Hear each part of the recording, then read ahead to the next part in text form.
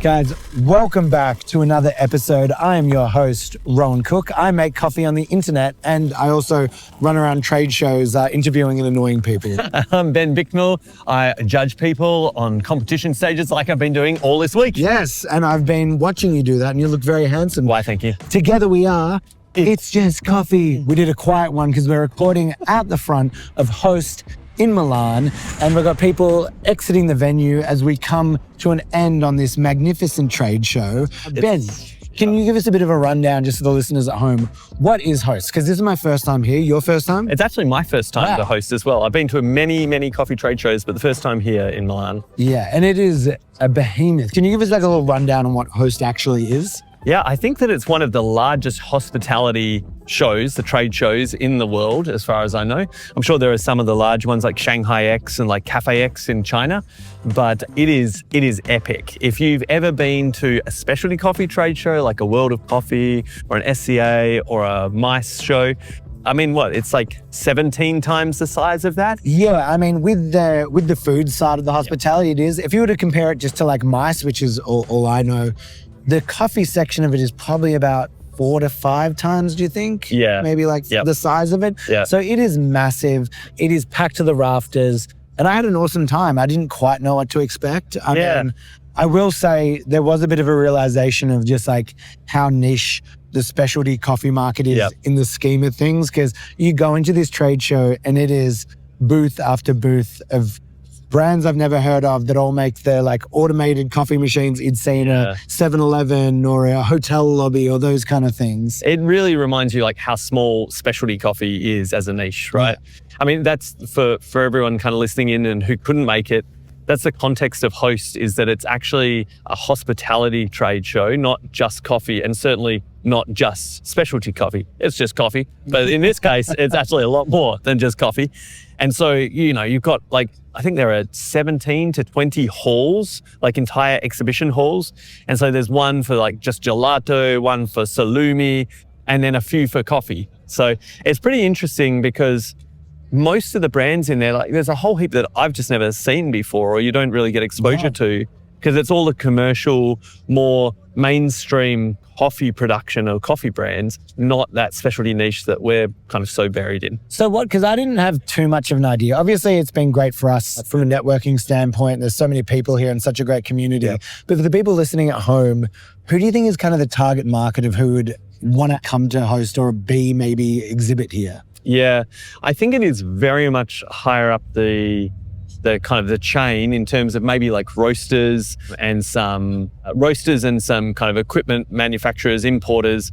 It's people who have coffee businesses, but maybe not so much at the cafe level, cafe or barista level. There's not really much there that I think would engage them, right? No, I don't think so. I mean, it's kind of different. We'll talk about it a bit later, but La Mazzocco had their event out of the box. Yeah.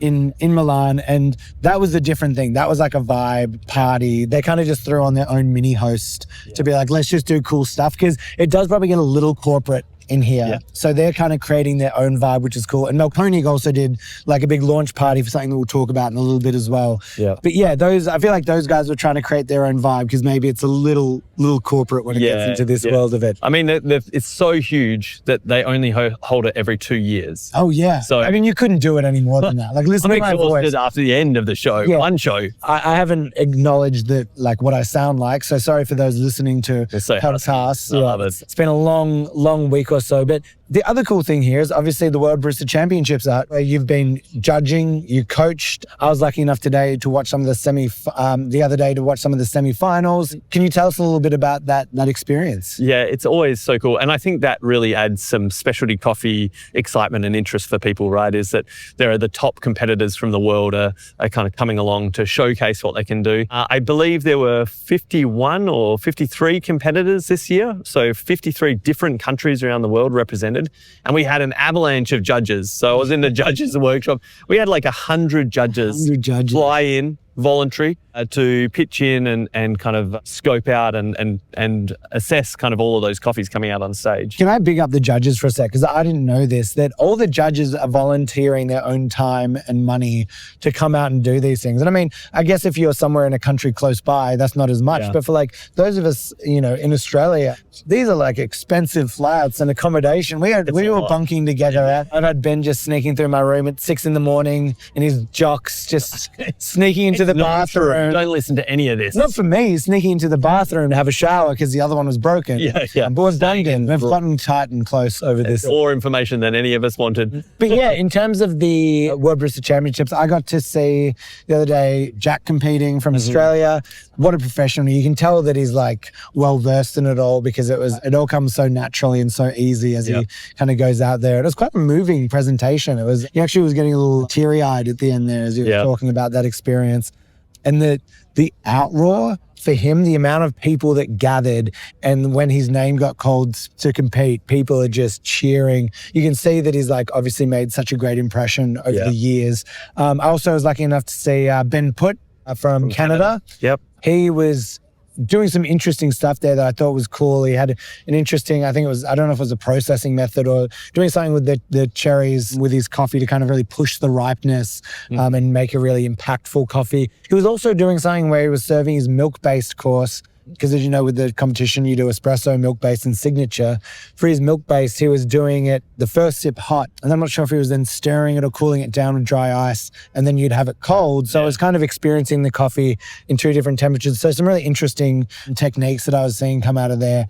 The funny thing as a viewer, I don't know what it tastes like. So you go, that's cool, but who knows what they're tasting in the cup up there. And the other thing that was cool this year, you can talk about it being a bit more live time, but they also had up on the screen as the baristas were competing live data from the espresso machine telling you how their shot was pulling. Yes. And this added like a little bit of drama and a little bit of like tension as you're watching it as one of the viewers, because you see them pull the shot and then up on the screen, you see that one group had extracted in 20 seconds and one was 25.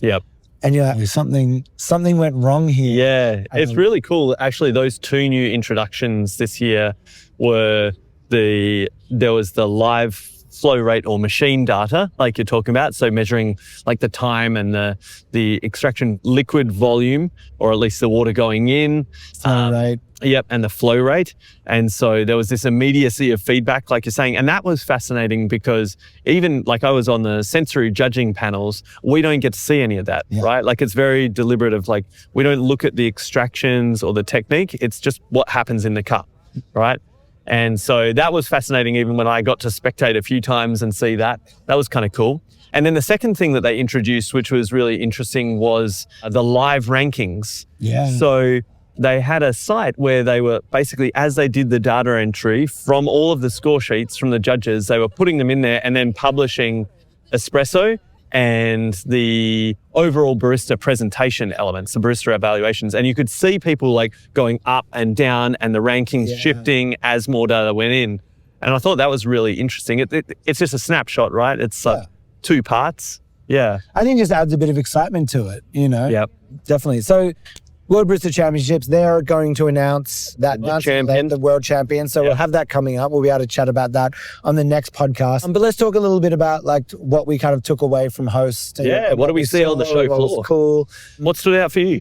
What are the things that kind of stood out to me? One thing, I mean, out of the box, I thought was a great event that La Marzocco held. I think there was just a different vibe there. There was a bit more levity. And they were announcing some cool stuff. They had their new J grinder. So following on from the Swan grinder.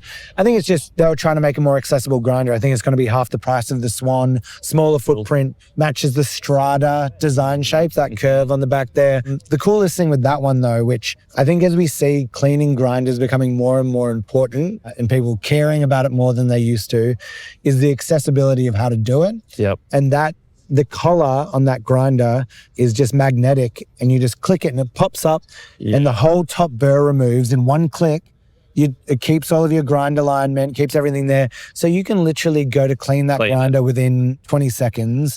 You're brushing it out, then you just clicks back in. You don't have to realign or do anything. So I thought that was kind of really smart design by them. And I think the La Marzocco designers are excited to be working on grinders instead of espresso machines for a little bit. Something different. Yeah, something different. So I thought that was really cool by them. And of course, they did another collaboration with Victorinox and made a Swiss Army knife of tools. Yeah, I saw the post on that one. That was pretty cool. Completely unnecessary, but cool. But very cool. Like I want one and I don't need it at all. So I thought that was really cool. What else did you see that kind of popped up? Look, I was obviously on the lookout for some exciting coffees, and we had a really cool opportunity to do a little cupping there with Lojas beans out of Colombia. So an exporter there doing some just absolutely incredible coffees. So Juan Pablo, I've known for a few years. He's the head of Lojas, and they were showcasing all of these different fermentation processes, but really stepping through it. Yeah. So that was a really cool experience, right? Absolutely. And he's going to come on the podcast and talk about it. So they basically had 5 of the exact same coffee with the different steps of processing and the development that kind of comes and the flavor that's developed across that step. So you can really experience it. And it's not just say the most is the best, because I think we both liked the 3rd and 4th in the line. Yeah, a little bit lighter processing technique. Yeah, it was interesting because they had a whoosh whoosh and a geisha variety, and then they basically had a cup of each of these coffees with more and more processing layered on top of it. So that was really cool. You could kind of taste it with just a clean washed approach, and then with some oxidization, some anaerobic processing on top of the oxidization, so the thermoshock. And you just saw the flavor kind of evolve and change. And yeah, it was really cool. Even Juan Pablo was like, I don't like the most intense one. Like the thing for me that I care about is this one. In the middle. Like clean and juicy. But that was cool. Yeah, and that was cool. And he'll come on the podcast and chat with us. The other things that I saw that were really cool is Mahlkonig hosted us they had a big launch party. Yeah. Mahlkonig, who's just done grinders, have now bought a company called Xenia, which make espresso machines. So they've bought it out as the Mahlkonig Xenia espresso machine.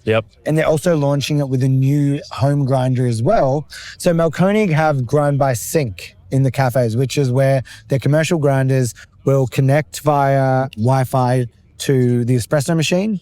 They then communicate, and when the shot runs poorly, too fast, too slow, it then tells the grinder and it adjusts to fix and dial in. Now, with this new Xenia machine, they can have grind by sync in the home with their new grinder, which is going to be amazing. I mean, I always look at it. My mom is the perfect person for this, right? Where she's like, she loves good coffee. Shout out to Rohan's mom. She's the best. Yeah, where it'll help you dial in. You don't need to worry about all those variables. Obviously, you can still play and do whatever you want, but just a really easy way there, which is also helpful without like waste of beans and all that kind of stuff. But I'll be interested to see how that goes, because I always felt like when La Marzocco launched the Pico grinder, people, I think, go machine first. So they're like, I want to buy a La Marzocco. And then they're like, hey, we'll give you a discount if you bundle it and buy a Pico. And you're like, sure. But with this way, if people are looking at the Mahlkonig, I don't know if they'll look at the grinder and then think, oh, I'll get that machine as well. So I think it's cool technology. The machine looks awesome and is really smart, and you can control flow, profile, all those things via an app. So yeah, I'll be interested to see how that Mahlkonig one goes as well. I mean, there's some super intelligent engineers and R&D crew from all of these different companies working on stuff. So it's cool to see how they tackle like these consistent problems. Yeah. And it's just good. Like that innovation hopefully just makes coffee easier. Yeah. Right. And I don't know where you stand on the whole automation. I think one of the takeaways that nothing new, but a lot of this festival is about innovation and about automation. Even in the specialty coffee world. And one of the ones that we saw, we all know Eversys. We've had a chat about them on there. They're probably like the leader in that kind of automated coffee market, both for espresso dialing itself in, but also just spitting out steamed milk. That's unbelievable. And quality, like really good steamed milk. They've now, because I think both Eversys and Modbar, or La Marzocco Modbar, are owned by DeLonghi, the DeLonghi group. They had at one of the bars a Modbar Eversys combo.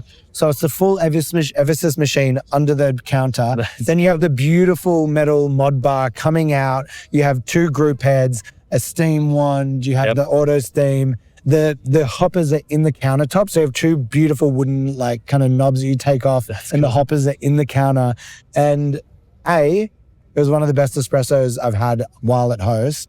And B, the steaming on it is amazing. And sorry, Eversys, I don't mean to offend you here, but the thing I've always said about Eversys is make it just look like a cool machine, because the machines are so big and chunky and techy, and they're not very appealing. They look like something you'd have in the gas station. There's probably a middle ground. I don't know if they need to go to the super sleek mod bars straight away. They can probably still do that. Yeah. But this thing looks unreal. You can imagine it in like a high-end like hotel or casino. And you can even have it set so that it spits out the coffee and milk. So you could imagine if you're at a hotel, you walk downstairs in the morning, they have like their little setup of food in that for breakfast, and there's just a mod bar coming out, and you just walk over, put your cup, select sweet coffee, and you just pull the lever and it just spits it into the cup. And it's one of the best coffees I've had while here. Cameraman Sam was having that latte, and he just had it, and he was like, this is the best coffee I've had while I've been in Italy. So Sam approved. Yeah. I look at that Eversa stuff as it gets me excited, like when the first iPhone came out, and I'm like, oh, this is cool. Yeah. And was there anything else? Oh, Victoria Arduino, they brought us over. They're celebrating 120 years. It's pretty incredible. Yeah. And they're doing this beautiful, like, almost kind of like a mod bar-y kind of thing, like a chromed, beautiful piece. Espresso machine. Yep. It looks stunning. Watch some of our reels that are coming out. We've got amazing videos coming out about all of these things. They're only doing 120 of them. And each person that buys one gets to pick the year from 1905 to now. So they'll all be marked with the year. And they're so beautiful. The body was designed by an Italian by a car designer. So there's that kind of beautiful, like old, think Alfa Romeo curve on the front side, all chrome, probably a nightmare to keep clean, but a beautiful machine there. It was only a prototype though, so it wasn't working. Yeah. We didn't get to taste any coffee off it, and that's going to be where the rubber hits the road. Maybe not for 120 units, that's fine. But yeah, it was great. I mean, there wasn't anything like super groundbreaking, I thought, but lots of nice small innovations that are pushing things forward. Yeah. And, like we were talking about, Host is kind of a show that is much more for the big scale trade. It's a bit more commercial and a bit more corporate, maybe focused in general. But we had some great community catch-ups as well, like just people that we've been talking to, or like all of the judges and all of the barista competitors, lots of them coming up to us and saying, yeah, it's just coffee, which was awesome. Dude, I was blown away. Like, luckily for us, like, a lot of these things, I'll get to meet a lot of people that have seen Golden Brown, but I reckon like 50% of the people that were coming up to me were yelling, it's just coffee, which was so sweet. I mean, I've had so much great feedback. We've also lined up so many now great guests that are going to be coming on from meeting here. I just can't wait to keep the conversations going with them. Absolutely. No, it was great. And I think, with these events, you make the most of them and you kind of create the community that you need out of them, I think. Yeah. But keep an eye out on the reels that are going to be coming out soon, because we kind of go into a bit of a dive into some of those pieces of equipment and the innovations coming out, things that popped out. And I'm sure we'll have more to talk about in the coming weeks as more things pop into our mind that we remember, because I'm sure we forgot stuff. We're just standing out the front of the trade hall now. Slowly it's all fresh in our brain, getting darker. If you're watching the video of this, we're slowly disappearing into the sign in the background of us here. But yes, thank you for tuning in. Thank you for listening. Ben, I want to say congrats on doing all the hard work with the judging, all of this. You, buddy. I truly now see how much goes into all of that, and the coaching as well. Thank you all you guys for listening in. If you have any questions about Host or anything that popped up or that you want to know about, please drop us a line. You can always hit us on the socials or at hello@itsjustcoffeepod.com. We love hearing from you. We've been hearing more from everyone recently. Make sure to all of the new listeners, everyone that's grown, and make sure to subscribe if you're on Spotify or on iTunes or wherever you get your amazing podcast. And Ben, you actually, when we were out at 4:00 in the morning the other night, you had a really poignant thing that you wanted to say to me, and I thought you should share it with our listeners. Every cafe needs Negroni on tap. There you go. You heard it here. Ciao, hello. Ciao. Bon appetit. Don't go anywhere. We're going to have a quick word from one of our sponsors, Apex Lab. Elevate your coffee experience with Apex Lab mineral concentrates. Apex Lab's precision-engineered formulas, including tonic, jam, and lilac, are designed to enhance the coffee's natural flavors. Not going to change it, it's just going to enhance it. It's going to bring out the vibrant acidity, the rich sweetness, or if you use lilac, it might bring out those delicate floral notes that you've been looking for. Trusted by world-class cafes and even barista champions, Apex Lab helps you unlock your coffee's full potential. Discover more at apexlab.com. Wait, where was that again, Sonam?